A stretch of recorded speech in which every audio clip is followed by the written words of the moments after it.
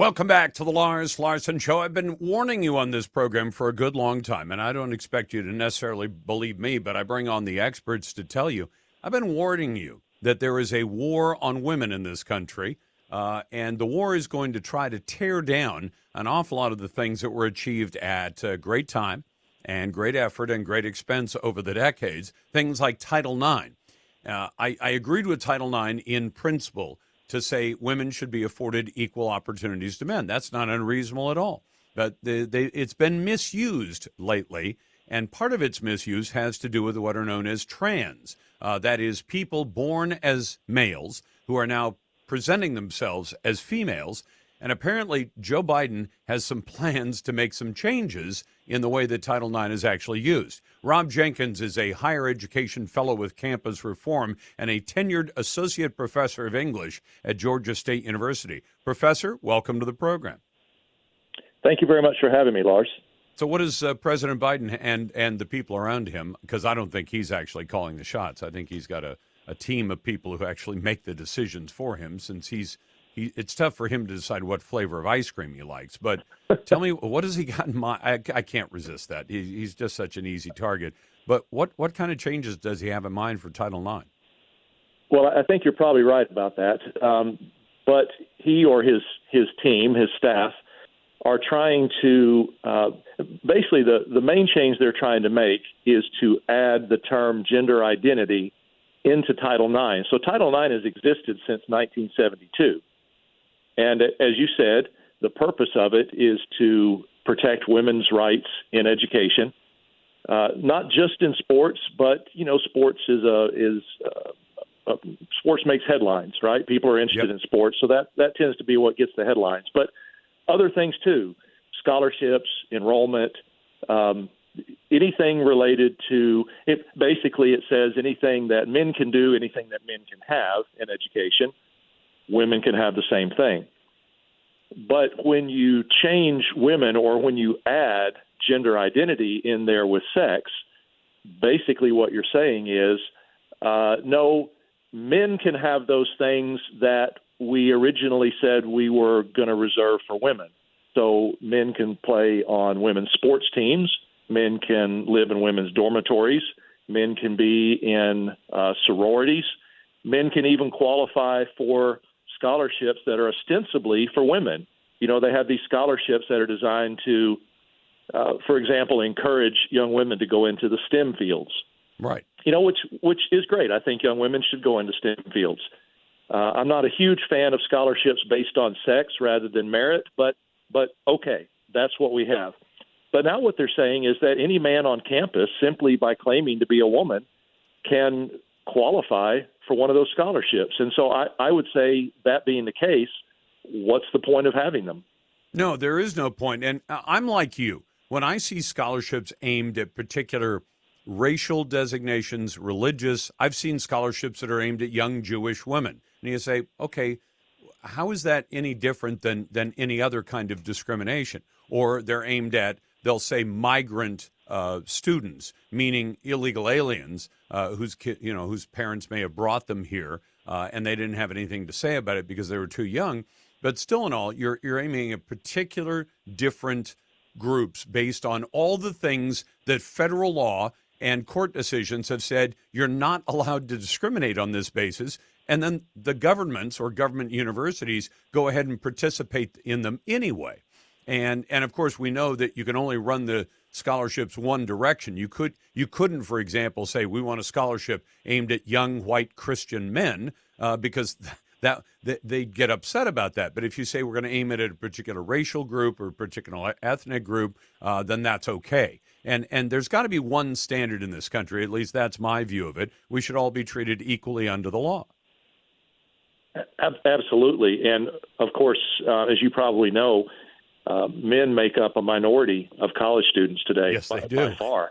Well, in fact, if you go further than that, Professor, isn't it all? I thought I'd seen the number that the number of people awarded degrees for actually finishing college. I think women come in the low 60s, and men come out on the losing end of that percentage, don't they? Yes, that's absolutely true. But the irony of what they're doing with Title IX now is that it's going to essentially negate the things that supposedly they were trying to accomplish, to create more opportunities for women. Well, if men can have those opportunities too, just by saying they're women, then as a practical matter, it doesn't create more opportunities for women. Even if you believe that was a good thing, it doesn't work. It's going to accomplish the opposite.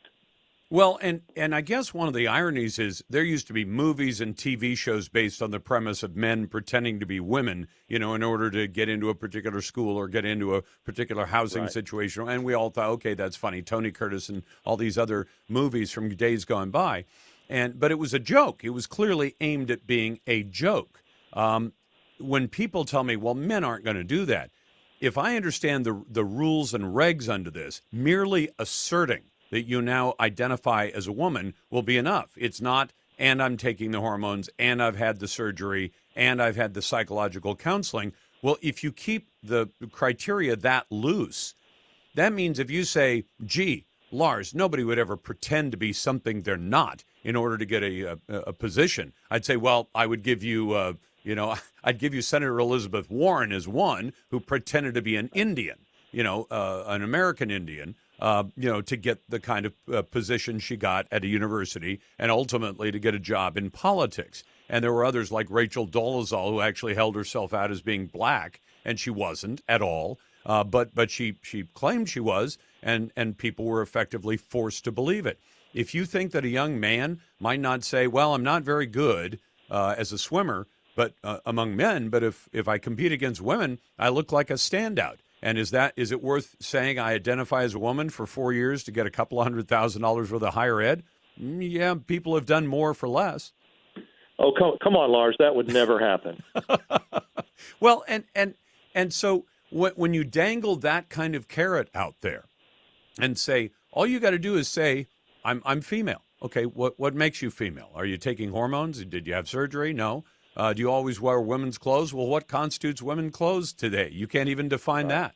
And I'm pretty sure that the first government bureaucracy that says you're not wearing pantyhose and a dress is going to get into big trouble because an awful lot of women say, I don't dress that way either. So how are you going to set that up as a criteria?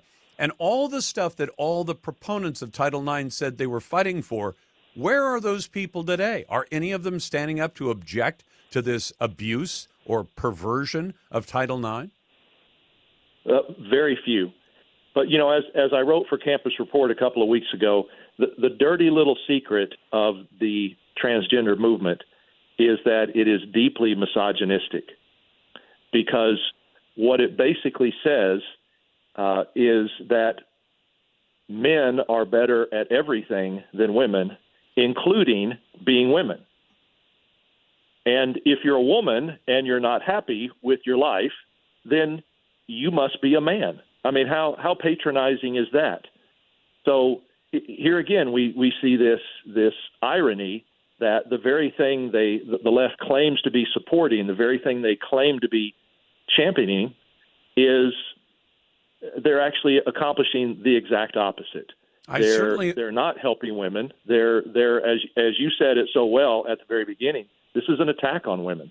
Yeah, it is. Professor, I certainly hope that a lot of Republicans and conservatives, and there is a difference, and I know down in Georgia, there's a difference between conservatives and Republicans, because not all Republicans are all that conservative. I hope they start talking more like you do and saying to people, this is the kind of choice that you're going to have to make for Congress, for the Senate, for the House, and ultimately in a couple of years for the presidency.